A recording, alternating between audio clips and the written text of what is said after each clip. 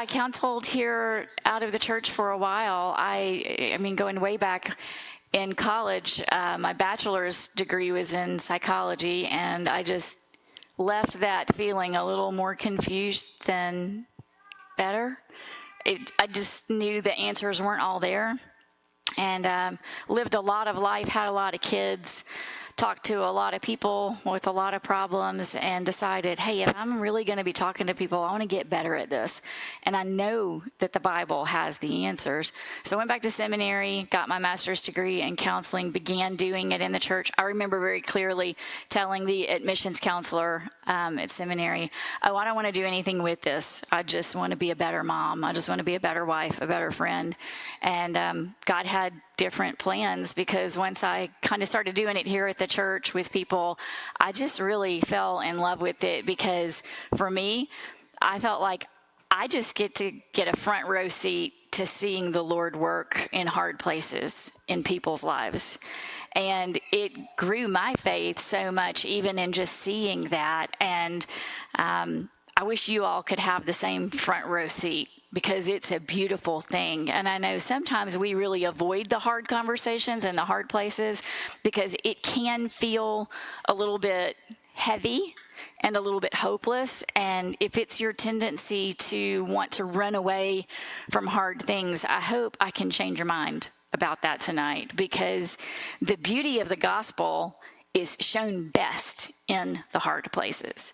So there's a reason that the Lord himself says many times in Scripture, he tests us. And the reason that he tests us is to show what's there. So how many of you like tests?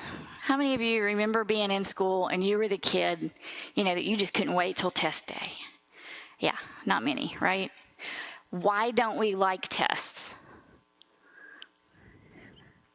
Say again. Fear of failure, right? Afraid we're going to fail.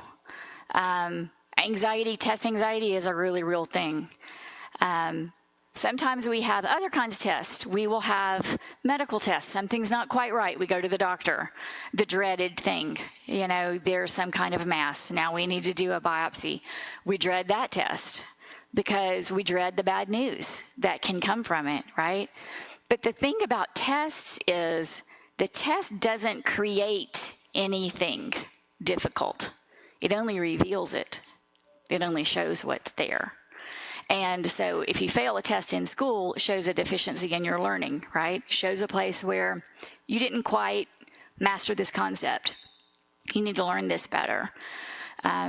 You get results from a biopsy that show it's cancer. Now we know where treatment needs to be targeted, and we can make a plan for what we need to do. Well, God gives us tests too.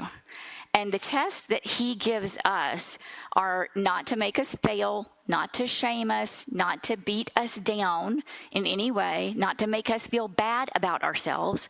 But the tests that he gives us are to reveal where something is lacking or deficient, or something needs work, where our faith may be lacking. So even though none of us like tests, tests are really good for us, because they help us to grow. And God uses tests all the time to help us grow. So tonight, we're going to talk about building resilient kids. And I know this is something that probably all of you want to have, right? I want you to take just a minute and imagine what it would be like to have a resilient kid. So let me describe what I mean by that. So what is resilience? We need to start there. You can go to the first slide. True. Resilience, here's the fancy definition for it. The capability of a strained body to recover its size and shape after deformation, especially caused by compression. Okay, so how many of you have a stress ball in your house? They make them in all kinds of funny shapes now, right? What is it about a stress ball that we like is that you can squeeze the daylights out of it, and when you let go, it goes back to the same shape that it was when it started, right? That's a resilient object. You can squeeze it, you can stretch it, you can do whatever you want to do to it, and it's going to go back to the same shape. Well, resilience in life isn't really like that. When we get squeezed and we get stretched, We recover, but we're not often the same shape anymore. Resilience does something different in people than it does in objects. It changes us, but it changes us often for the better. In life, another way to describe resilience is it's an ability to recover or to adjust from a misfortune or a change. That's what we're going for. That's what we want to build in our kids. Now, kids don't have any resilience, right? And the younger they are, the less they have. So even my teenagers, sometimes, none of them are in here, I can say this. You guys know my teenagers. It was a little bit funny. Just a few months ago, I have one daughter who absolutely detests math. I mean, more than anything. And her sisters were doing some homework, and they were talking about some algebra problems, and she walked in and she said, "Don't say that, it's triggering to me." Now, she was trying to be funny. She was making a joke, but isn't that the generation that we're in, where everything is triggering? Everything is big T trauma. Everything is devastating. We don't know how to recover. We don't know what to do with ourselves. And you look at little kids, and, probably a lot of the leaders have seen it this week, especially as the week goes on. Exhaustion sets in. They just cry. They don't find the frog and they just cry. Pastor Chris forgot to do team wars. There's probably people in puddles all over the building right now because they didn't get to play the game and they were chosen. There's much less resilience now than there even was, but it's always been that way with kids. We don't understand it. We look at them and we're like, what is wrong with you? It is just a frog, or it is just a game. But to them, it's really important in their mind at that time. So I'm going to do what everybody hates. I'm going to hit you with some really scary statistics in the beginning, but I want to bring some things to your attention because you're the parents of the next generation. So my youngest one is 13. My oldest one is 30. And I feel like even just in the last 10 years, so much has changed. COVID changed everything about the way we view the world and even what we do with hardship. But here are the 2023 scary statistics from Pew. 7 out of 10 kids, and this was a study with kids between 6 and 12, 7 out of 10 said that when something goes wrong, they can't stop worrying about it. 6 to 12-year-olds, 70%. That's big. In the same survey, 67% said that when something goes wrong, they try to hide it. That's even scarier when you put those things together. 7 out of 10 can't stop worrying about something that's gone wrong, and 67% are trying to hide it from people. 70% of them said that they had little or no ability to cope with challenges. This isn't a parent's perspective or a teacher's perspective, their opinion about what's happening. This is from the kids themselves. And so when you think about a child somewhere between 6 and 12 who has lived through all that they've lived through in their short lifespan, saying they feel overwhelmed with life, they don't know how to cope, they don't want to turn to anyone, they don't want to talk about it, it's no wonder that resiliency is a little bit harder for this generation than it was for the generation before. Resilience in some ways can be described as, it's almost like a preventative medicine for mental health and spiritual health. It's learning to get ahead of the dilemmas that are going to face us mentally, emotionally, socially, spiritually, and physically, and making ourselves strong to prepare for it. And Christians are in the best place to equip our kids for this. And that's kind of where we're going to go tonight. Next slide, please. One of the things that I really love about the Bible is that God loves to use word pictures to try to describe greater realities. That's what all of the feasts and festivals and, look at the Passover. It's all a picture of something much bigger. He does the same thing in nature. So tonight we're going to talk about palm trees, hurricanes, and ants. And all of these are related to resiliency, and there's so much that we can learn from it. Let's start with palm trees. I think the next slide, go to the next one. So, have you ever noticed, how many of you have been to the beach this year? Okay, everybody loves to go to the beach. Why? What do you feel like when you're at the beach? What is it that draws you? It's not the humidity.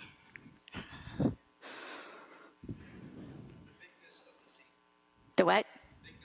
Yeah, how big and grand the sea is, right? We get mesmerized just watching the waves come in, the rhythmic splashing of the waves, the sunsets, the beauty. Sometimes if you're driving to Florida, you hit the palm trees and you're like, I'm here. And there's just something really peaceful about palm trees. They're not here in Georgia. Well, not here anyway. There's something really majestic about palm trees, and they're really cool things about palm trees that I want to teach you about tonight. I love plants. I love gardens. I'm not very good at them, but I love them. And I'm a little bit of a science geek, so bear with me. I promise this is going somewhere. Have you ever noticed when you see pictures of hurricanes that have ripped through cities that you see palm trees standing? You can see houses completely decimated, flattened, and yet there are the palm trees. There's something unique about palm trees that allows them to stand. Anybody have any guesses about why? The what? It is the root system. That's part of it. Yeah. Well, let's just start from the bottom and go all the way up. I chose this picture because you can see the roots of this palm tree, and the roots aren't what you would expect. So if you've ever taken down trees in your yard, or you think of like a live oak, or you think of these really big trees, a lot of them have tap roots. And a tap root is a big giant root that goes straight down, and it's called a tap root because it can tap into all of the nutrients deep in the ground. It can get water from deep in the ground. Palm trees aren't like that. Palm trees have a fibrous root system. So instead of one or two big roots, it's got thousands of little tendrils that come off of it. And they span the width of the tree, of the fronds of the tree. But they only go 3 feet deep. That's crazy. That's this tall. So how in the world does it stand when the hurricane force winds come? How does it not knock it over? It's almost like it forms this carpet under the ground, and they all are so intertwined, and they're so connected to each other that if one of them breaks, the roots that are around it hold it up. And so it can actually break quite a few roots, and it's fine because of the sheer number of tendrils that it has. There's something really beautiful for us to learn about that, about the connection that we have with each other. Have you ever noticed that they call it the stem, but what we would call the trunk of the palm tree is like a perfect cylinder? It's not like the trees that we see where it kind of is big and then it kind of tapers up and then it has all of these different branches that go out. It's like a cylinder. And the way that the nutrients get from the root base to the top, it's like a lot of little straws that go up. And so if anything's damaged in one of those, it's probably okay because of the rest. But, it's got this really unique way of, if one of them dies, closing it off so air doesn't get in there, because if air gets in there, it dies. It's really crazy. But those shoots that go up that feed the leaves are really important because all of the nutrients that are in the mini roots go up through there. And then we have the palm fronds. So if they were shaped any differently than they are, probably strong winds would knock them over. You would lose the tree. But the way they're shaped is they allow lots of air to get through them. And they're not big enough to hold a lot of water. So the water goes right off and the wind blows right through. And because of that, they're able to withstand the winds. So we're going to come back to this and talk about this some more, but this is just a couple of little lessons we can learn from palm trees, that we need to learn to bend, not break. We need to have an extended support system, just like the roots of one of these trees. And sometimes we just need to let the wind blow. And what I mean by that is hard times are going to come. The hurricanes are going to come. You can't stop that always. And so sometimes the best thing that you can do is just learn to withstand it in the moment when it does come. Okay, next slide. Okay, here's our beautiful beach. This is kind of what we want for our life. How many of you want to just go live there? Just sip your little drink with your umbrella and kick your feet up and go splash in the waves every once in a while. And, you know, your kids will be over there just building a little sandcastle and they'll never fight with each other and life will just be glorious. Well, we know we can't live there, but we know that, I mean, those of you who have recently been on a vacation, did I just describe your family vacation? Probably not, right? Probably not. We can't even do it for a day, really. There's a reason it's a picture, not so much our reality. But this is, ironically, this is really, when we plan a vacation, this is what we think it's going to be like. We look at the pictures and like, oh, I can't wait to be there, as if we're not taking ourselves. And our children and our spouses, who are all sinners, to the same place. But it's wishful thinking. And sometimes we extend that out and we think, oh, this is what life is supposed to be like too. Life is just supposed to be easy and restful and peaceful and nothing's going to go wrong.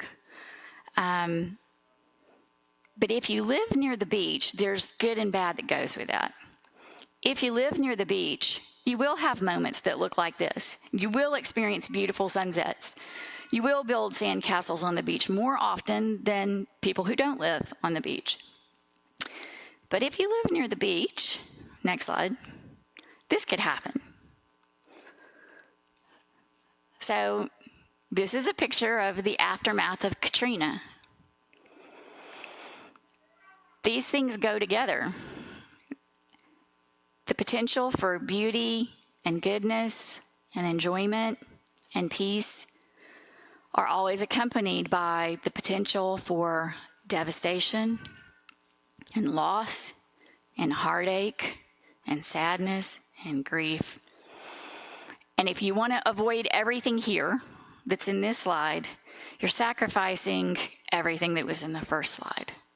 So building resilience is not about wrapping your kids in bubble wrap and never letting them hurt and never letting them experience any pain. And it's not for you either. But I want you to take a look at this picture because, I mean, this picture describes exactly what I was saying. You see buildings that are flattened.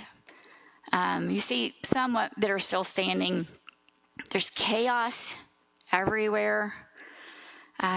It really goes along with even what our kids are learning this week. You know, the goodness of creation was disrupted by the catastrophe of the fall, and then chaos ensued. And we live in the chaos. And so this is a picture of what that is. But look at the palm trees. They're still there. And the wind is still blowing them, but they pretty much look like they did before the storm. So palm trees, this is crazy. They can bend almost double. They can bend 50 degrees. Like that's this far from the ground without snapping. And then when the storm is over, they just go right back upright again. You know the really cool sciencey thing about that? They have found that palm trees that have withstood hurricane force winds, something happens to the root system that strengthens the roots even more. So not only are they not blown over in the storm, they're actually strengthened by the storm. Isn't that cool? I mean, it's actually helping the plant to grow. Okay, next slide. Let's talk about some things that resilience is not, because some of these things can be confused with having resilient kids or with you being resilient. Resilience is not avoidance. So this is kind of what I was saying before. Like, if I'm deathly afraid of hurricanes, I just don't have to go to the beach. I don't even have to visit. I can just live in Minnesota. Not that anybody would ever do that. I don't know why anybody would ever do that. But I can avoid the beach. I don't have to go. You can think of what are the things that you're afraid of for your children. What are the things you're worried about? Well, you can just keep them out of it. I did this to a fault, not in a good way. I had 4 boys first and then 6 girls. My oldest son, our oldest son, my husband's here, say hi, really, really, really wanted to play football. And it was a little bit of a joke, but not really, because every time he would ask me, I would say, I'm sorry, your mommy's not grown up enough for that yet.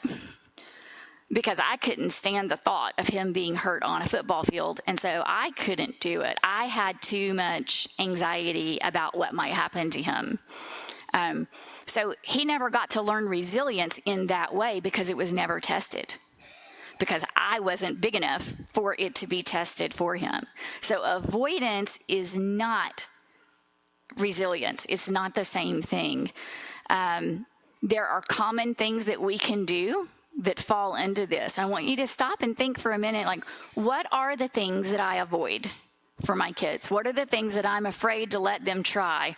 Now, I'm not talking about crazy things like, climbing up to the top of the steeple and jumping off. Like, I'm talking about like things that are legit okay for them to do, not things that are actually dangerous. Although I could argue football's actually dangerous. Think about what those things are, and then start asking yourself the questions, the why questions. What am I afraid of? Why? Why am I afraid that that will happen? What would happen to me if that happened to my child? Because sometimes our child's resilience is dependent on ours, because our kids are always watching us. They're always learning from us, whether we want them to or not. Some of the things that I see sometimes that parents are doing that would fall into this avoidance, allowing their children to fall into the same bad habits that all of us have developed with just finding a way to numb themselves. What are some of the ways we numb ourselves in this day and age? Phones, right? Phones. That's the biggest thing. Something's hard, you don't want to think about it, you don't want to deal with it, take out your phone. We have almost no ability to be without it. Your child is crying because they didn't get what they want, hand them the phone. It doesn't matter how old they are. Put something on it, give it to them, hand it to them. What you're teaching them in that moment is you don't really have to face hard things. You can just run from them. We can just deflect it, and I can just distract you from it, and that hard thing will go away. Well, we know that doesn't work that way. Hard things don't go away. And so it's easier for us to do that because we don't like the way it makes us feel for our child to cry. When our child cries, we feel something. And it could be a lot of things. Feel like a failure, feel afraid that I can't help them, feel sad for them, feel ill-equipped, I don't know what to do, I don't know what to say, I don't know how to solve this. And so when we're passing them the phone or whatever it is, it's numbing us too. And so that's one of the biggest things that I see, and it's really sad to go almost anywhere in public, go to restaurants, and you'll see every single person in the family on their phone, and it's like, what's the point? Why even do this? And littles on phones. Another way that we can fall into avoidance or deflection, and sorry, dads, this one is for you. I don't think I've ever heard a mom say this, but I've heard a lot of dads say this. Suck it up. Get over it. What you're doing then is you're saying, we're not going to talk about this because I don't have the capacity to have this hard conversation. So you just need to get over it and move on. Like, just get over it. This isn't important to me. You go do whatever you need to do to handle this, but don't bring it to me. Don't bother me. That's deflecting. And it is the opposite of engaging with your child and helping them to actually build resilience. Another one, you might see this more with little boys too, although girls do this too. It's fighting.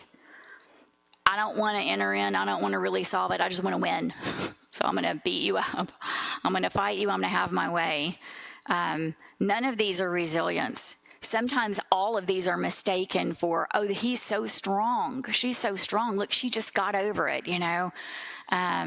She almost cried and then she didn't because she's resilient. She's strong. No, she's learned he's learned unhealthy ways of pushing out hard things. Okay, next slide. Resilience is also not isolation. So this is what I was talking about before. Putting bubble wrap around yourself or putting bubble wrap around your kid. I'm just going to keep them close. I'm not going to let anything hurt them. I'm going to protect them from every single thing that could possibly come at them. Now, don't get me wrong. We need to protect our kids. There are a lot of things out there that can hurt our kids, and we need to be careful about what we allow to influence our kids. There are so many things that I pray you protect your kids from. But if you protect them from everything, if you protect them from ever failing, if you protect them from ever feeling bad, if you protect them from all of the normal parts of growing up, they will not become more resilient. They will just become better at shutting down and avoiding, and actually you're sabotaging resilience in that moment. Because really, whether we use words or not, we're always communicating in the relationships in our lives. We're always saying things to people, even when we're not using words. So what do you think it's saying to a kid when you're overprotective and isolating and you just keep them so close? You can go ahead and put up the next slide because it's the same thing, really. It's over. I said protection. I should have said overprotection, because protection is a good thing, but overprotection is not. When you do that, what you're saying is, you can't do this. You are not strong enough. You would not be okay if something went wrong here. And the thing about children is they believe what you tell them about the messages that you give them about themselves. We have 2 grandkids, and they visited last week, and I had just forgotten how impressionable little ones can be. And our granddaughter is 3. And over, I would say to her different things like, Margot, you're so strong. And every time she said, I am? Like, I didn't know that. I mean, that's, and I would say, you're so smart. I am? And you could see she's internalizing all of that. And that's why the words that we say to people matter so much. Speak the words to your kids that you want them to be. When you see a character trait in them that you want, reinforce that by speaking that to them. Tell them that you see it. You were so kind to your friend. I love how you shared your toy with them. They internalize that. They also internalize the opposite of that. You're so selfish. What is wrong with you? One builds resilience, one tears it down. Just remember that they are still figuring out their identity, who they are. They're believing the messages that you're giving them about who they are. So the character traits that you see, just know that it's reinforcement either way. Whatever you tell them about themselves, you're reinforcing it. So if you want to reinforce the negative, tell them all the negative things. If you want to reinforce the positive and see more of it, don't make it up. Don't say that you see it if you don't. Sometimes you have to look really hard on some days. to see the good, but try to find it and call it out in them so that they will start to see themselves that way, and then they will begin to act that way too. Stop and think for just a minute, and I'd love to hear from you here. When are you, we're going to turn it on you now, not your kids. When are you most tempted to isolate yourself or to protect yourself?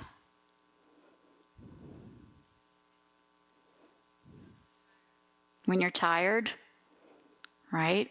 Okay, long day, exhausted, just want to be alone.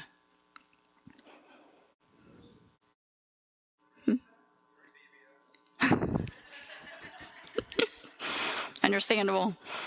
Yeah. Again, when you're tired, yeah, there are other times. Somebody else said something. Yeah, when you're upset, right? And you become defensive, you're building a wall around yourself. This is just human nature. Most of the time, our tendency when things aren't going well, when we're scared, when we're confused, when we're upset, when we're sad, our tendency is to isolate, is to withdraw, whether it's physically or not, emotionally. We just kind of pull into ourselves. Why? Because we don't want to take a chance that somebody's going to hurt us even more. And some people are more prone to this than others. But if we're prone to do this as adults, of course, this is what our kids are going to do too. And there are ways that you can encourage them to shut down, so to speak, and there are ways you can encourage them to come out.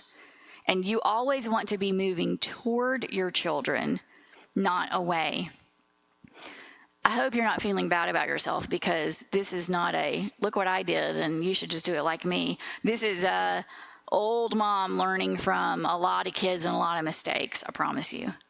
And so I don't want you to feel bad about yourself in any of these ways. I just want to bring this to your attention and bring it to your awareness and show you how these things are related to each other.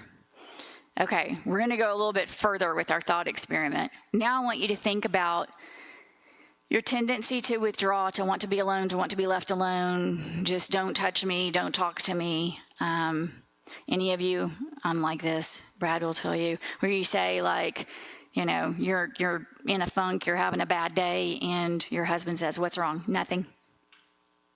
Is that just me? Okay. He says I have like 8 different nothings. He knows what they mean. It's taken him a while to learn it, but he knows my nothings now. That is, don't bother me, don't come near me, you're gonna hurt me, I don't wanna be hurt anymore, okay? So what does it take to pull you out of that? How can someone pull you out? What? Say? Food? It works for kids, for sure. It absolutely works for kids. But really what we need is we need to feel safe. We need to feel it's okay to be not okay. We're not going to be judged. We're not going to be harmed. We're going to be cared for. We're going to be taken seriously. And when we start to sense that from people, that is an invitation to come out. Now, why is that so important in building resilience? Remember, resilience is the ability to come back. Maybe you're not going to come back to exactly the same shape, but you are going to come back. And maybe you're going to be even stronger when you come back. But the tendency to withdraw, you're not coming back. You're just some ways like going deeper in the cave. And, anybody watch Disney movies? Oh my goodness, and I love Disney movies, okay? I watch them. I'm not bashing them. Every single Disney movie and every movie really, and every show that's made for kids has one common message in it. You can do this. You're strong enough. You just have to find the strength within yourself to do this thing. And every Disney princess kind of the end of it is, you were right all along. And if everybody had just listened to you from the beginning, it would have been a shorter movie. And none of this ever would have happened, right? Think about like the message that that's sending. What is it saying? You need to be strong. You need to do this yourself. You can't depend on anybody. Definitely can't depend on God, because you can't even see him, and he's not in any of the movies. Not in a way that is honorable. Not in a way where God is held up as a real God that's worthy of awe and worship and respect.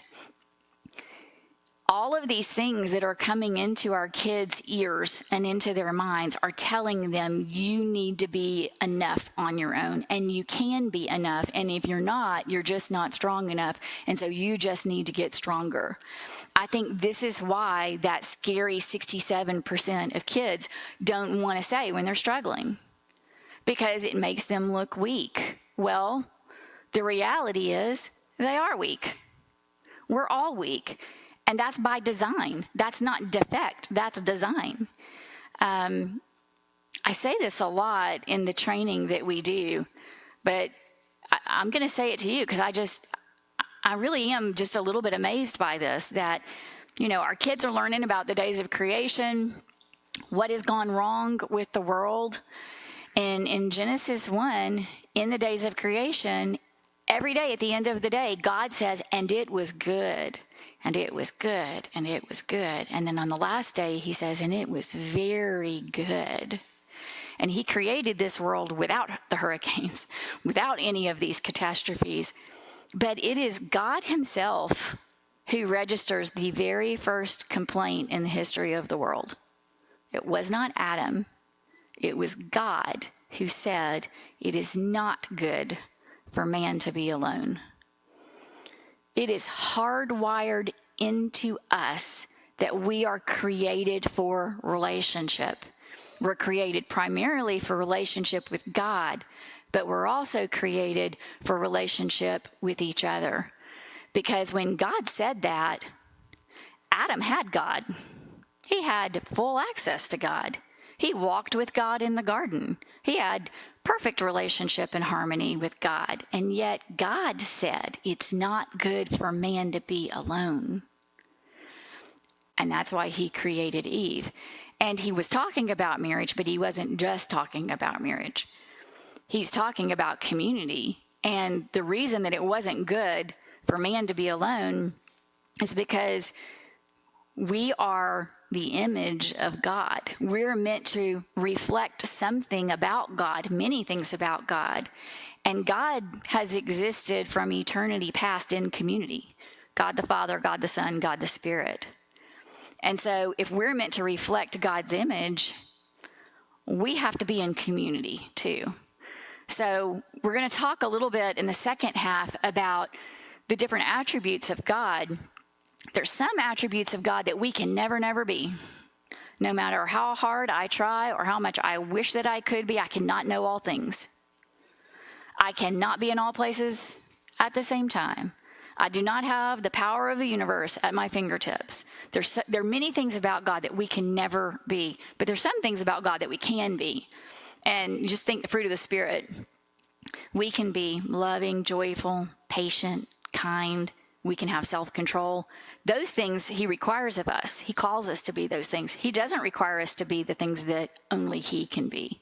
We get in trouble most of the time because we want to be the things that he is, and we're not. So when we start stretching into God's realm and saying, I think I can be all places at one time. I think I can know all things. That's the lie of the internet, right? And being all places at one time, that's the lie of social media. We don't like being limited. We don't like being finite. And somehow we link resilience with being able to be all of those things. Like, if we could just be God, we would be resilient. Well, we're not, and we're never going to be. And he called it good that he limited us.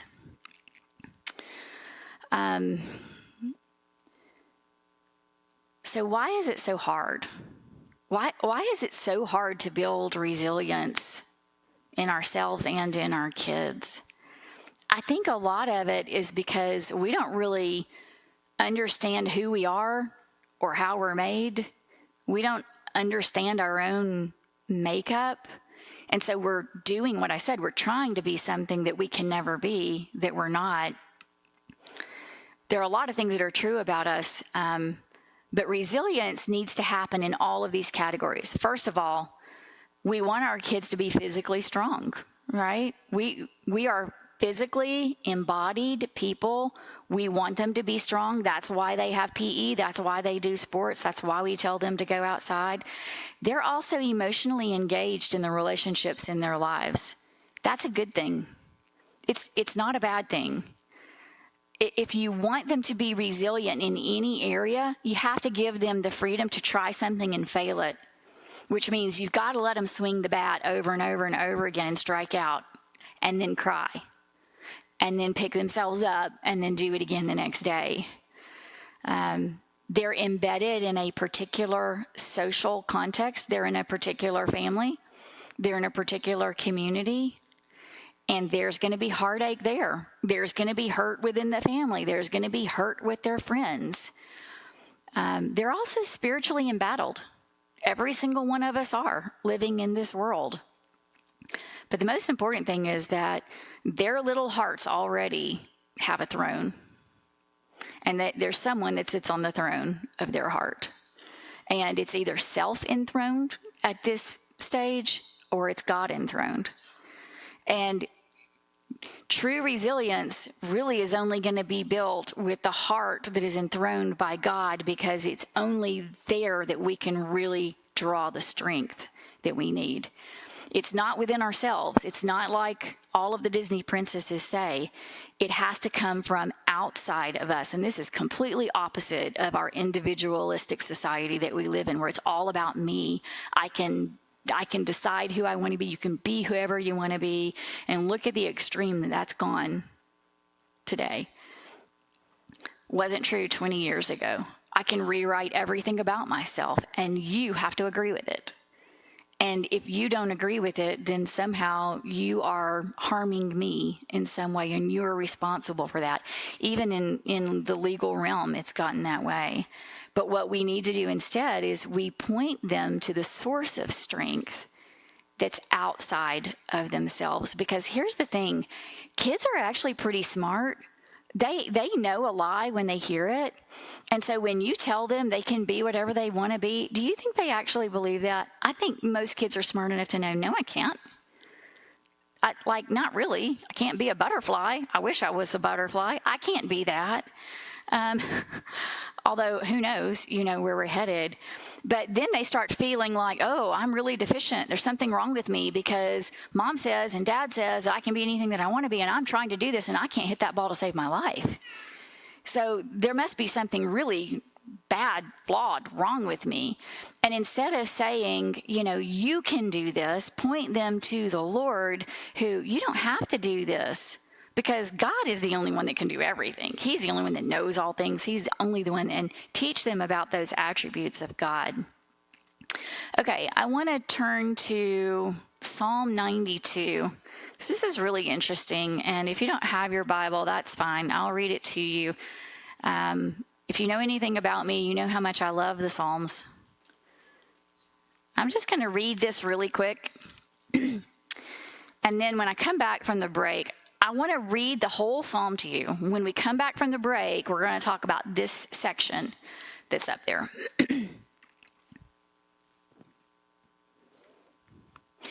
It is good to give thanks to the Lord, to sing praises to your name, O Most High, to declare your steadfast love in the morning and your faithfulness by night, to the music of the lute and the harp, to the melody of the lyre.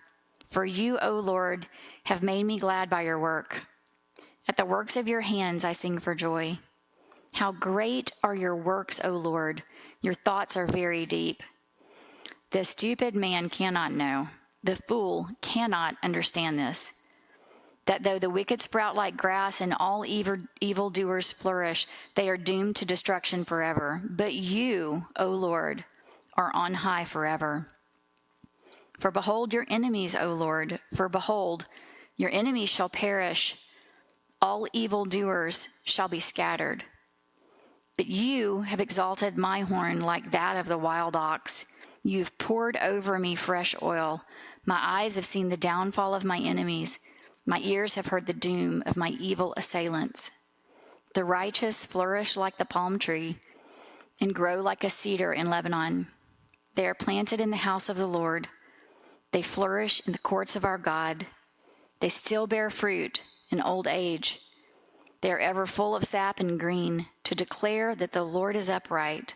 He is my rock, and there is no unrighteousness in him.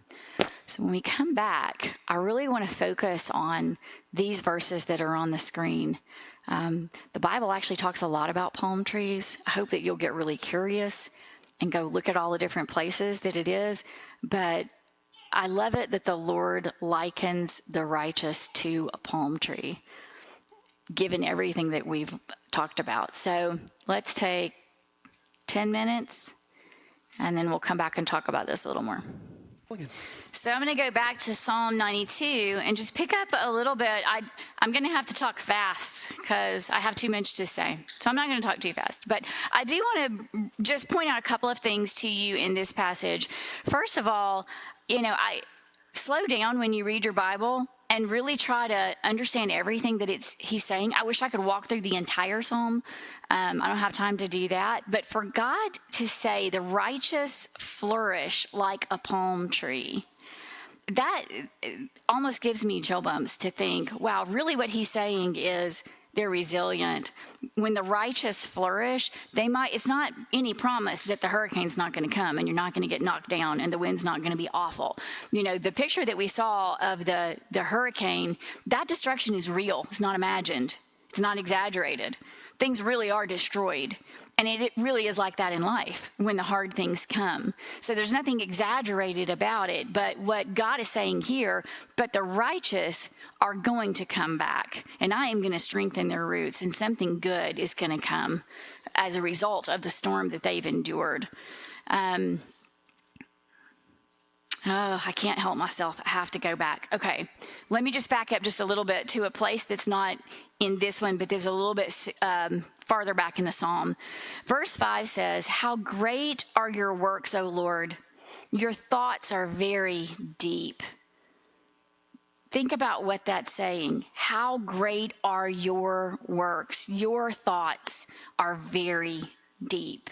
Sometimes we don't think of God as being extremely deep. We just think of him as this far off God in the sky who, may or may not care about our day to day. He probably sees what's happening, but he's really very uninvolved in it. But this says that his thoughts are very deep. And one of the things that I want to point out to you is in this psalm, the psalmist is praising God for who he is. And awe that comes is always, we're impressed with the things that are very unlike ourselves and the things that we can't really begin to comprehend. So his awe of God, that is worship because he can't begin to understand the greatness of God.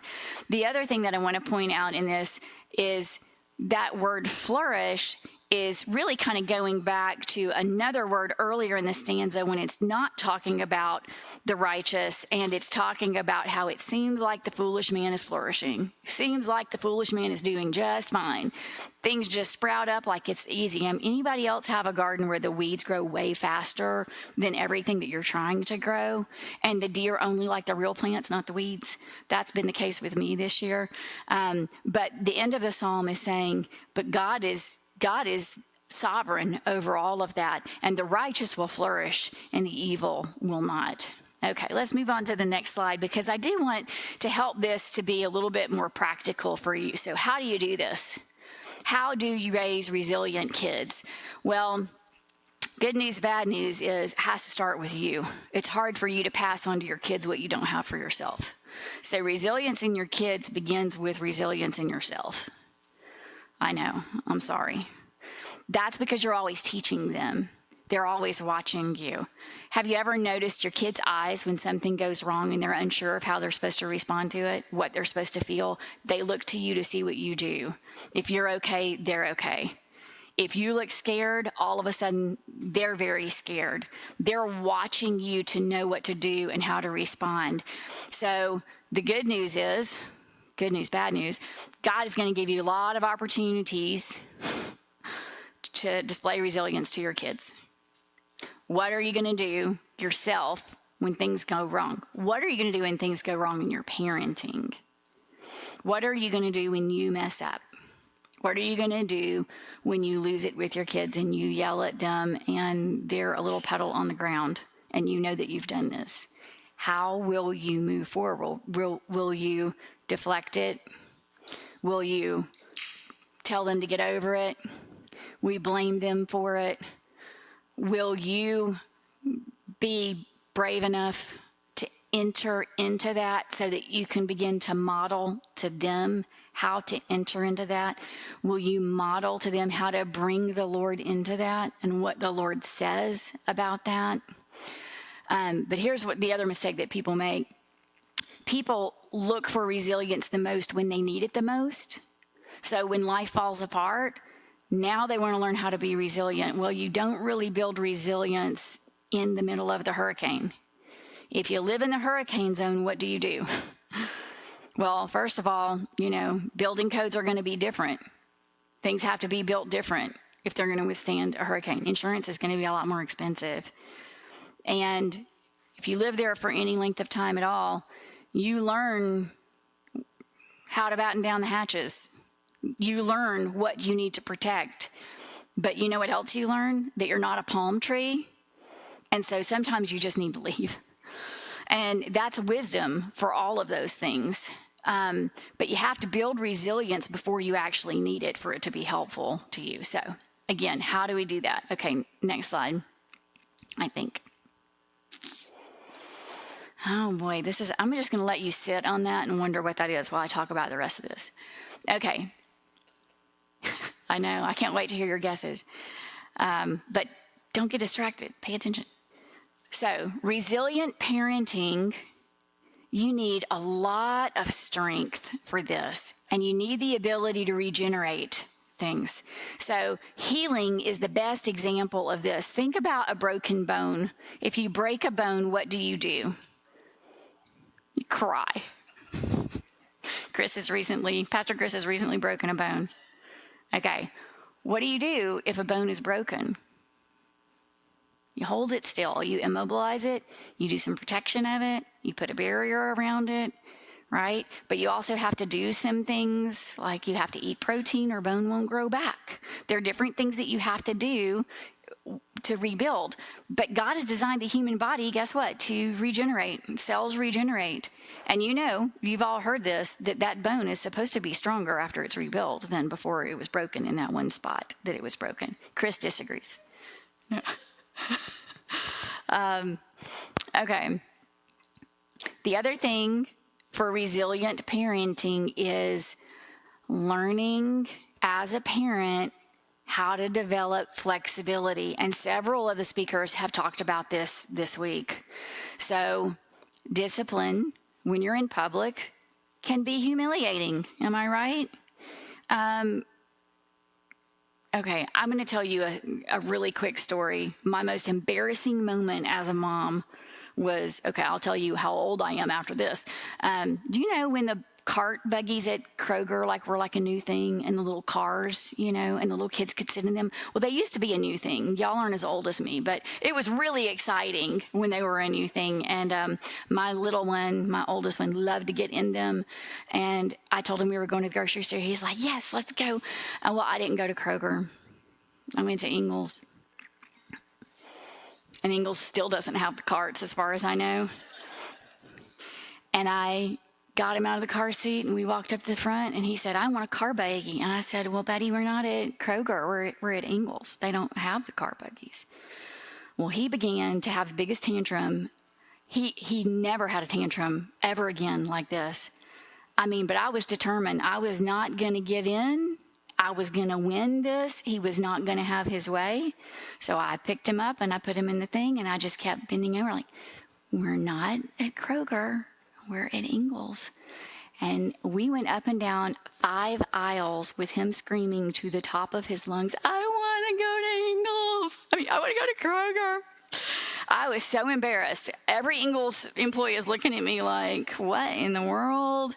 But I was determined I was going to win. Why? Because it was important to me that he didn't get his way rewarded for having bad behavior. Humiliating. You have to be flexible and be willing to give up some things. Well, what I gave up was a cart full of groceries because about aisle 6, I couldn't take it anymore. And I just left the whole cart there and left. But the point of that is sometimes you're going to have to sacrifice something that you wanted for your child's sake because you don't want to give in to bad behavior. So if you want them to be flexible, you have to be flexible. And so that's going to look different in different scenarios, but it has to begin with you. The other part of it is the ability to adapt. And that's really what resilience is all about, isn't it? Remember, you may not go back to the same shape. You may be a different shape, but you may be stronger, and you will grow from it. As humans, we're built for change. Do you realize that you're changing all the time? I mean, I'm not the same person that I was a year ago. I'm definitely not the same person I was 10 years ago or 20 years ago. You're not the same person you were. We're always changing, and we're changing in response to the things that are happening to us and around us, the relationships that we're in.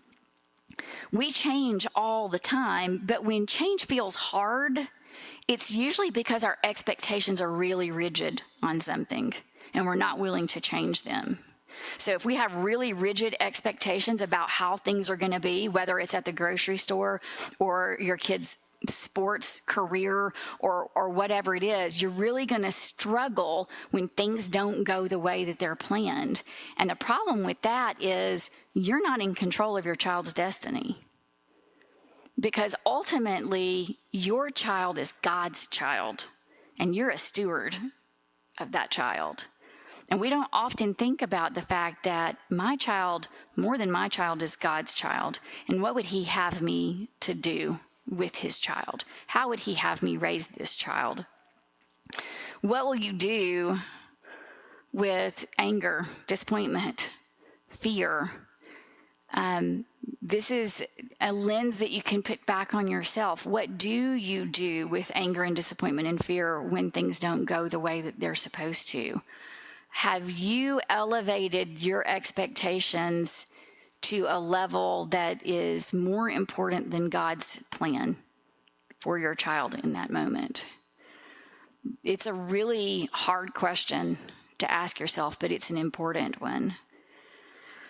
Another super practical thing that you can do that I hope you've picked up on this is just the importance of connection.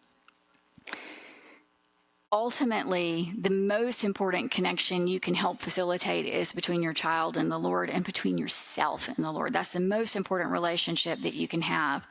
But second to that, the strongest connection your child should have should be to his or her parents.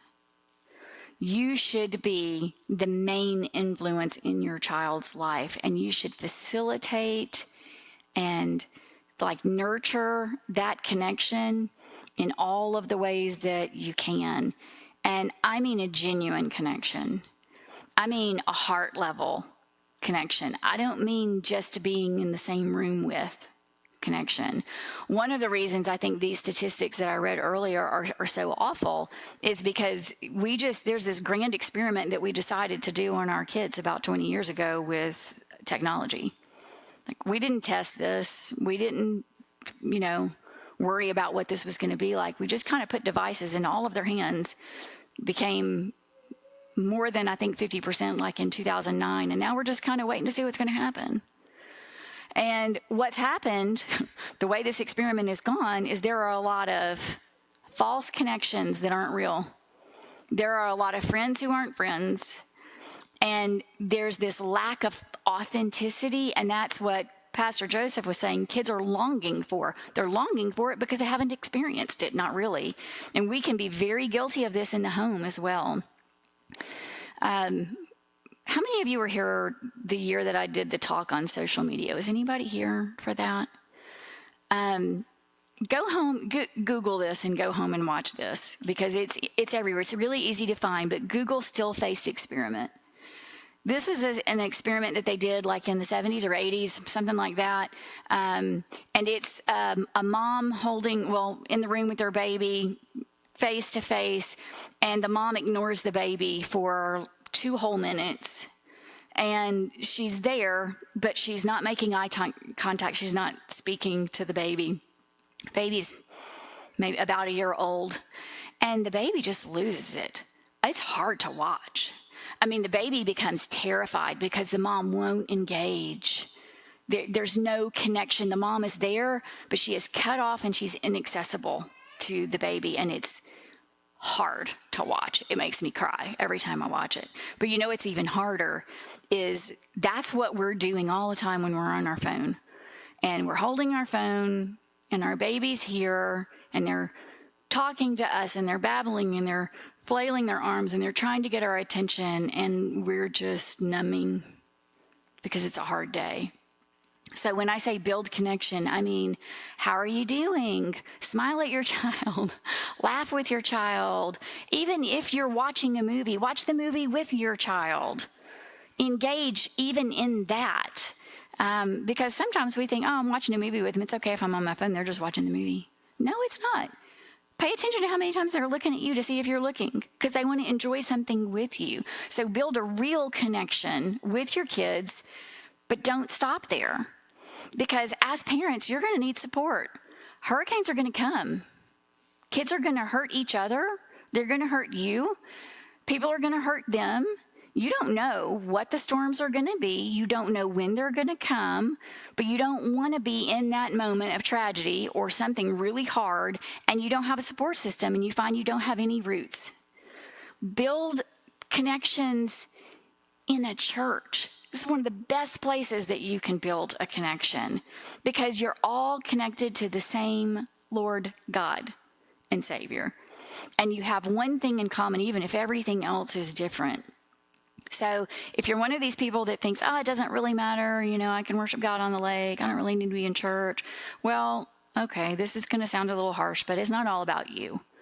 Because you're going to benefit, but other people are also going to benefit. And it's the beauty of the people of God coming together, worshiping together, singing praises to God together, bearing each other's burdens, being there for one another, loving one another. I think we lose sight of how important connection really is for us as parents, and also for our kids.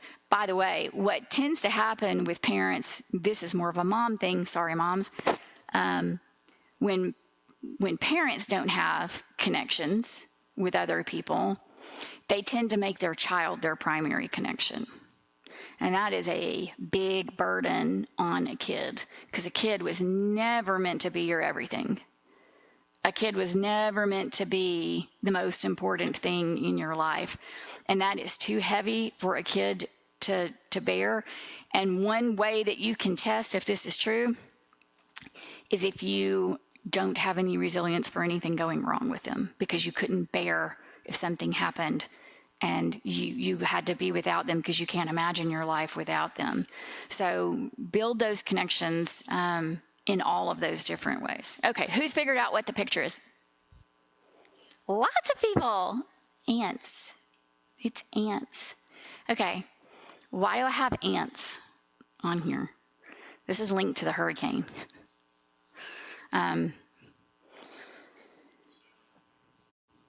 Yeah. So if there was, one lone ant in a hurricane, well, that thing's a goner. I mean, they don't have a large lifespan anyway, but, there's no way that ant's gonna, it's just gone. Gonna get blown away the first 10 seconds.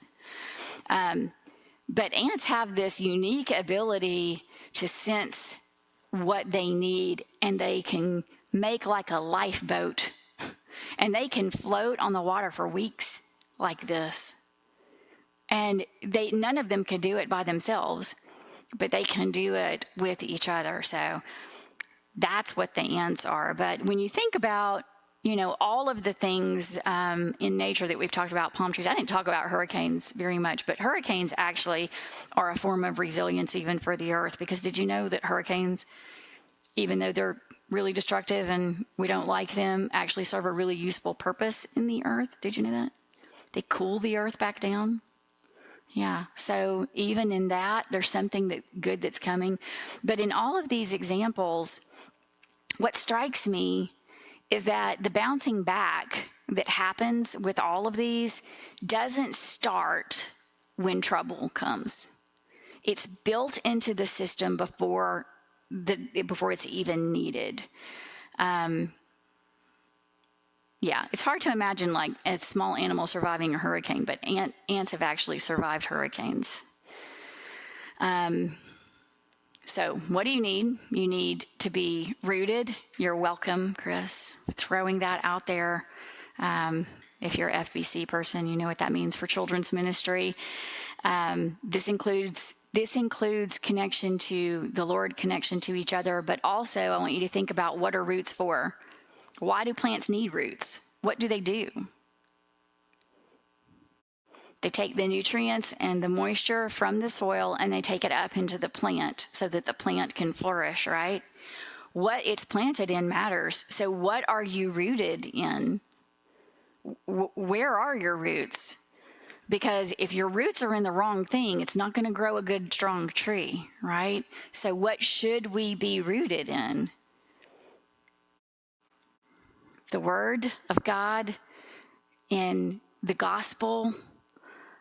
Anything else is not going to yield the fruit that we're looking for. Because the roots don't just anchor the plant, they feed the plant. They're both. So be careful what you're rooted in. What you're rooted in is the thing that you're investing in. Where is it that you're investing all of your time and your money? That's where your roots are. Rootedness, connection, appropriate protection, not overprotection. Last thing I'm going to talk about is confidence and freedom to fail. Because if your kids never fail, it means they're not ever growing in resilience because they don't have an opportunity to. It means you're probably protecting a little bit more than you need to and helping them to build back after failure. So helping them to get up and say, that was hard, that hurt, you're going to be okay, here's how, and here's why, and we're going to do it again, no matter what it is, whether it's relationships, friendships. Don't let your kids walk away from friendships. I see that happening so much. Teach them to bear with each other and to work through things. Conflict resolution is so important, and start when they're little, and start with brothers and sisters.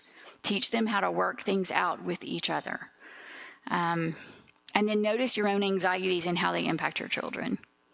So anxiety is like the thing that's going to sabotage resilience the most, because anxiety keeps you from trying hard things. It is the belief that I can't recover from this. If this happens, I am not going to be okay. My whole world is going to come crumbling down. That's really kind of the message of anxiety. So notice how your anxiety as a parent is impacting your child's anxiety. When we have kids come in to Connection Point with anxiety, we always want to talk to the parents, because that relationship is so tight. If one is anxious, the other one is probably anxious. And so sometimes we need to help both and, not either or. What if you don't have a support system? Find one. Really. And think of those layers of support. So for some people, immediate family may not be possible for some reasons to have a support. Find a good, solid church where people are called and believe the call to love one another. Because we love God, we love each other, and develop friendships there. You can learn there. You have people walking alongside you, and then build it out from there. Yeah, don't give up. It's too important. The The greatest punishment you can inflict on anybody is solitary confinement. Think about that. It's forced loneliness. It's saying you must be alone. So don't inflict that on yourself. Yeah, so she said, the question is, when I was talking about how there's a tendency with some people to make their child their everything, what's the impact of that on that child as an adult? Like, what's the long-term impact of that? Usually the long-term impact of that is just pushing against that parent, just like resisting that because it just feels too much. I see this happen not just in parenting. Sometimes I see this happen in marriages too. But anytime one person becomes another person's everything, the other person is always like, oh, it's too much. And there's a reason for that, because what they're doing really is they're worshiping that other person. And I think there's something, because they've made them the center of their world. And everything that they feel and think and do and desire is centered on that one person. And I think there's something within us, no matter what you believe about God, we resist that. And we always say the same thing, oh, that's too much. And it's because deep down we know we're not worthy of being worshiped. And it doesn't feel right. And it's too much. And we can't bear that. So usually it's just wanting to just be distant. So it sabotages that effort. Like, I want to be really close to you, but in the end, it just kind of pushes them away. It's a worship problem. And so the answer, apart from any book, is just what's in the Word. Like, that is the book. That we delight ourselves in the Lord, that He is the one that we serve. He is the one that, we're gonna adore Him. He's going to be the center of our world. But I'll see if I can think of another book that really speaks to that. Nothing's coming to mind right now. But it's interesting, even in Psalm 92, the first 7 or 8 verses are all about adoring and worshiping God and being in awe of Him before it talks about what He does to the righteous and making them like the palm tree. Yeah, I wanted to know exactly what you meant by that, because sometimes people mean different things. And now we're back to the protection over protection, because you are called to protect your child. You are called to be somewhat of a gatekeeper. You should care who's watching your children, but it's the extremes of it where you don't trust anyone. No one is trustworthy. Then, yeah, that could be a result of that too. Okay, so the question is, she homeschools, her child already knows everything, but she gets it wrong, and then what does she do with that? Is she just supposed to fight her? What is she supposed to do with that? Let her fail.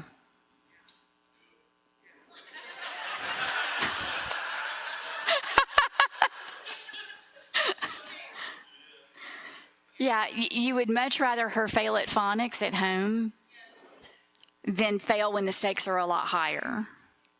And so when I say let her fail, I don't mean, I told you, like rub it in. I don't mean that kind of fail. I mean, you just mark it wrong.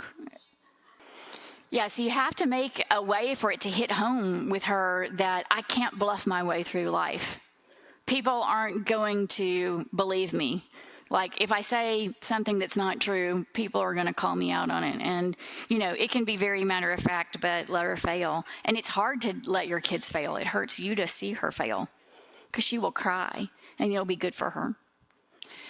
Yeah, so the question is, how do you deal with resistance when, kind of like my story with my son with the buggy, when they don't want to do something, her child didn't want to come to VBS. She was trying to kind of cajole her into coming, telling her all of the good things.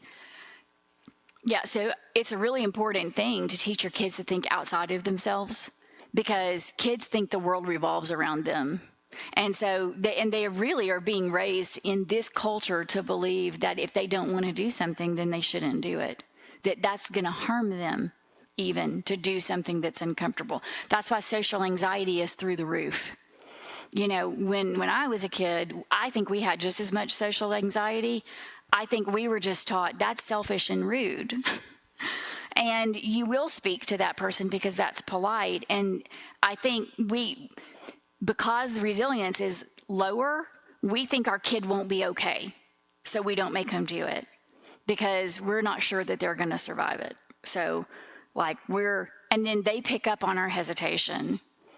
So if we're like, oh, I kind of want you to do it, like, will you please? And we're trying to talk them into it, and we're giving them a choice with it every time, well, they're going to choose the easiest thing that's all about them. So just being really matter of fact, this is what we're doing. We're going to church, we're going to go do EBS, and this is it. Have fun. And if you don't, well, maybe someone else needs a friend, and they're very happy that you're there, but you're trying to teach them to come out of themselves. The question is, how do you encourage parents to let their child fail when they're afraid of their child failing? I think you have to help them understand that your child will fail many times throughout their life, just like you have, just like I have.